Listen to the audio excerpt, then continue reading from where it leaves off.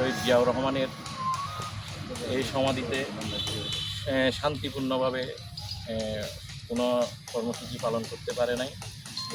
আমাদের লাস্ট গত বছর এখানে প্রোগ্রাম করতে আসাকালীন সময় বন্ধুবর কামাল উদ্দিনকে এবং রাঙ্গুনিয়া থানার অন্যান্য ছাত্রদলের অনেক ছাত্রদল, যুবদল, স্বেচ্ছাসেবকদের নেতাকর্মীকে এখান থেকে পুলিশ এবং ছাত্রলীগ, যুবলীগ, আওয়ামী লীগ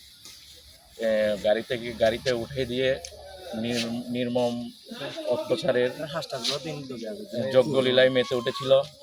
ইনশাল্লাহ বাংলাদেশের ছাত্র সমাজের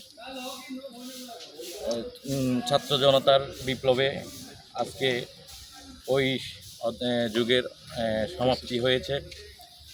আমি ওই জন্য বিশেষ করে মুক্তির মন্দির সুপানোতলে কত প্রাণ বলিদান লেখা আছে অশ্রু জলে। বৈষম্য ছাত্র আন্দোলনের যে সমস্ত শহীদগণ শহীদ হয়েছে, যারা আহত হয়েছে ওদের আমি ওদের সুস্থতা কামনা করছি, এবং যারা মৃত্যুবরণ করেছে, শহীদ বরণ করেছে, তাদের বিদ্রোহী আত্মার মাগফিরাত কামনা করে আমি আমার সংক্ষিপ্ত বক্তব্য এখানে শেষ করলাম। ধন্যবাদ রাঙ্গুনিয়া থানা ছাত্রদল, যুবদল, বিএনপি, এবং ধন্যবাদ জানাচ্ছি পোমরা ইউনিয়ন